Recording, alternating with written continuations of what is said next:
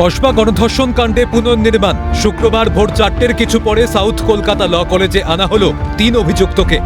Manojit, jibe এবং প্রমিতের সঙ্গে আদালতে পেশের আগে আনা হয় কলেজের নিরাপত্তারক্ষী পিনাকি বন্দ্যোপাধ্যায়কেও। ঘটনার পুনর্নির্মাণের ভিডিওগ্রাফি করা হয়েছে পুলিশের তরফে। ঠিক কি ঘটেছিল 25শে জুন, কোন ঘরে নির্যাতন চলেছিল, বাইরে প্রহরায় কারা কারা ছিল, নিরাপত্তারক্ষীর অবস্থান কোথায় ছিল, ভিডিও কারা রেকর্ড করেছিল, কোথা থেকে করা হয়েছিল রেকর্ড, পুরো টাইম লাইন নোট ডাউন করা হয়েছে পুলিশের তরফে। 5 ঘন্টা ধরে চলে পুনর্নির্মাণ প্রক্রিয়াটি। কোন সময় ঘটনাটা ঘটেছে, ঠিক কোন জায়গায় ঘটেছে, শুধুমাত্র গার্ডরুম নয়, যেমনটা আমরা জানতে পাচ্ছি পুলিশ সূত্রে, এই কলেজ অর্থাৎ ল কলেজের একেবারে গেট থেকে শুরু করে পুরো ক্যাম্পাসের সমস্ত দিক ঘুরিয়ে দেখা হয়েছে। কোন কোন জায়গায় কোন ঘটনা ঘটেছে, এই ঘটনার আগে মনোজিৎ মিশ্র তিনি কোথায় ছিলেন, কোথায় ছিলেন এবং তিনি কোথায় গিয়েছিলেন, সমস্ত কিন্তু খতিয়ে দেখা হচ্ছে। সেই কারণেই কিন্তু একেবারে তৎপর পুলিশ আধিকারিকরা। নির্যাতিতাকে ঘটনাস্থলে নিয়ে গিয়েও গোটা ঘটনার পুনর্নির্মাণ করেছিল পুলিশ।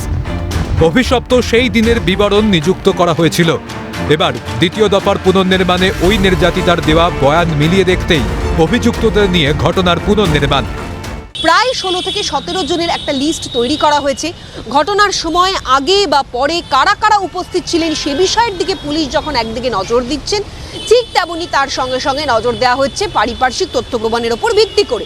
এই গার্ডরুম তথা ইউনিয়ন রুম সমস্ত জায়গায় আজকে তদন্তকারী আধিকারিকরা পৌঁছেছে অভিযুক্তদের নিয়ে, এবং সেখান থেকে তথ্য প্রমাণ অর্থাৎ নমুনা সংগ্রহ করে তাদের বয়ানের সঙ্গে অভিযুক্ত নির্যাতিতার বয়ান মিলিয়ে দেখে তথ্য প্রমাণের ওপর ভিত্তি করে তদন্ত প্রক্রিয়াকে এগিয়ে নিয়ে যাওয়াই এখন সবথেকে বড় গুরুদায়িত্ব হয়ে দাঁড়িয়েছে এই ডিটেকটিভ ডিপার্টমেন্টের আধিকারিক, যারা এই কসবা কাণ্ডের জাল গোটাতে চাইছেন।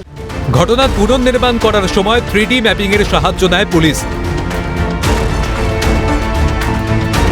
এর আগে এই 3D ম্যাপিং পদ্ধতি আরজি করেও দেখা গিয়েছিল।